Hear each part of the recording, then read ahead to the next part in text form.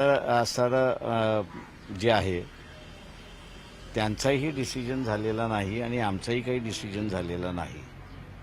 तेव्हा एकंदरीत महाविकास आघाडीच्या संदर्भातलं जे आहे ते आम्ही जसं म्हणालो की त्यांचे काही मतदारसंघामधले मतभेद चाललेले आहेत. काँग्रेसनी आपली असणारी यादी त्या ठिकाणी जाहीर केलेली आहे, पण मतभेदाचे उरलेले मतदारसंघ जे आहेत ते त्यांनी जाहीर केलेले नाहीत. त्याच्यामध्ये काही मतदारसंघ सेनेने क्लेम केलेले आहेत, पण अजून त्याच्यावरती सेनेने ऑब्जेक्शन घेतलेलं नाही.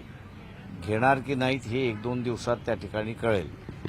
त्यांचं एकदा आलं आणि तर आमच्याबरोबर बसायला ते जर मग तयार असतील तर आम्ही बसायला त्यांच्याबरोबर रेडी आहोत.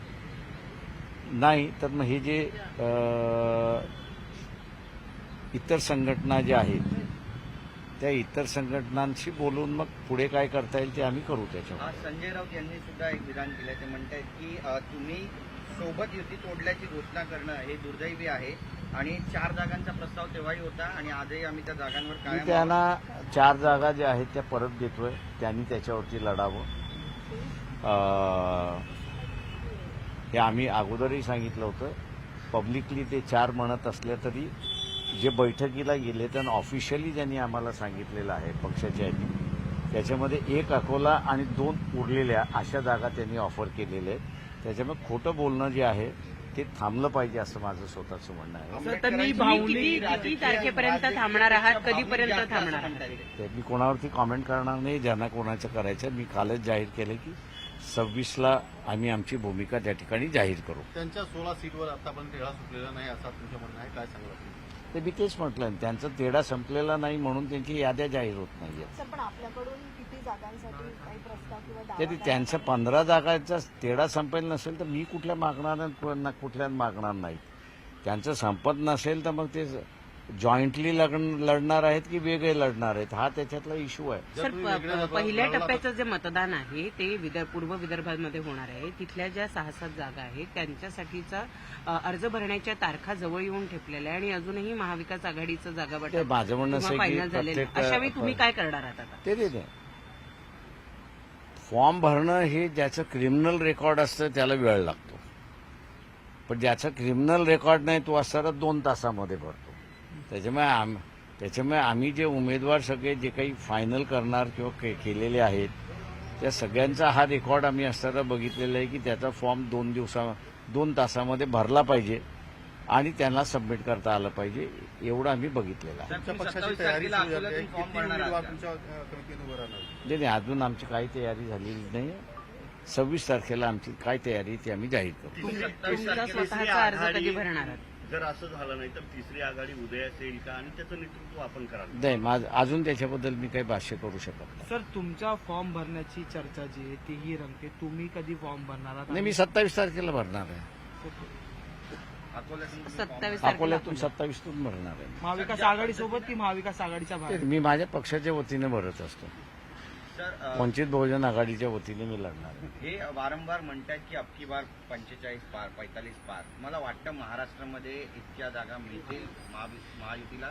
ज्या पद्धतीने फोडाफोडी चाललेली आहे, उमेदवार पळवापळवी चाललेली आहे, त्याच्यावरनं एक गोष्ट क्लिअर झाली की यांची आता ताकद नाही, किंवा जो 2014ला इफोरिया होता आणि 2019ला जो होता तो आता पूर्णपणे संपलेला आहे.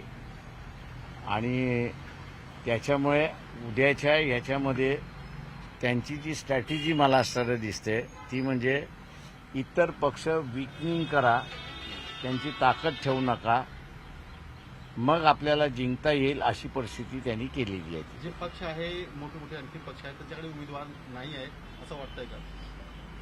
ते पक्ष उमेदवार नाहीत म्हणूनच फोडाफोडी होते ना, पळवापळवी होते.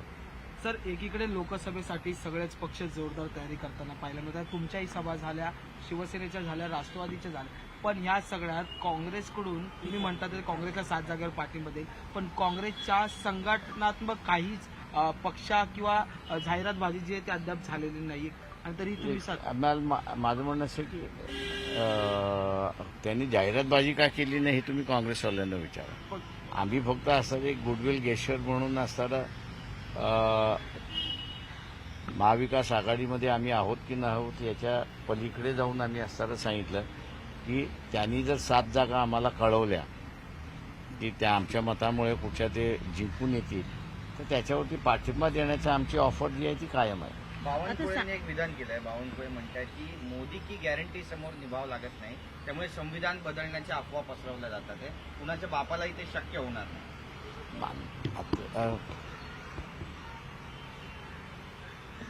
शेवटी कुठली गोष्ट बदलायची न बदलायची ही येणाऱ्या सत्ताधाऱ्या पक्षाच्या हातामध्ये आहे.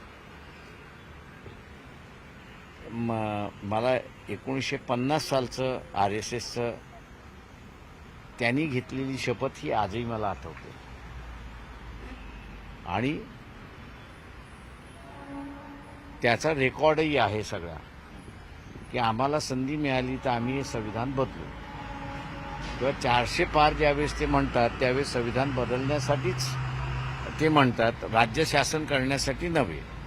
राज्य शासन करायचं असेल तर 300 असेल तरी तुम्ही राज्य शासन करू शकता. तेव्हा ते 400 म्हणतात आहेत तेव्हा राज्य शासन करण्यासाठी नाही तर संविधान बदलण्यासाठीच करतात. हा आता लोकांना विश्वास यायला लागलाय. सर याला जोडून सांगलीच्या जागेवरनं ज्या पद्धतीनं म्हणजे शिवसेना आणि काँग्रेस यांच्यामध्ये वाद सुरू आहे, स्वतः उद्धव ठाकरे यांनी जाऊन तिथे जागाची घोषणा करून टाकली.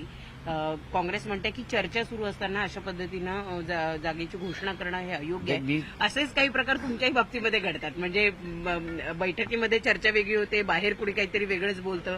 काय आमच्यात सांगाल? एक लक्षात घ्या की आमच्याकडची अशी कुठलीही चर्चा नाही कुठलीही घोषणा नाही आहे. आमच्या त्यांनी असं तिथे जाऊन ते गोंधळ घालतात आहेत, काँग्रेस आणि शिवसेना गोंधळ घालते, तसा गोंधळ आम्ही काही घालत नाही आहोत.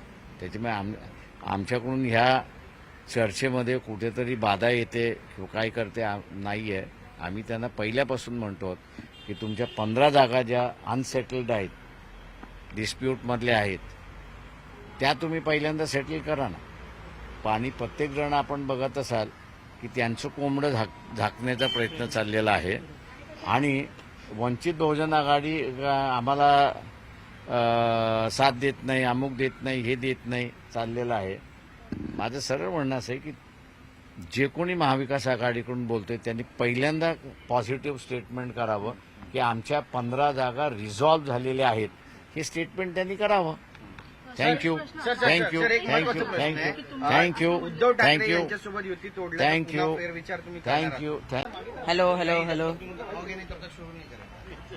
नेता होत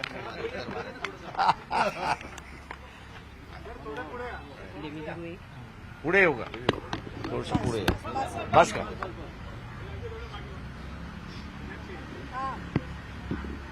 सर, सगळे छोटे राजकीय पक्षातले जे वरिष्ठ आहेत ते येऊन तुमची भेट घेत आहेत. काल देखील प्रकाश अण्णा शेंडे आणि आज देखील शिवशक्ती संघटनेचे लोक आली होती आपल्या भेटीला. तिसऱ्या आघाडीच्या काही मार्गावरती आहात का? लहान लहान पक्ष आहेत. ते लहान पक्षांना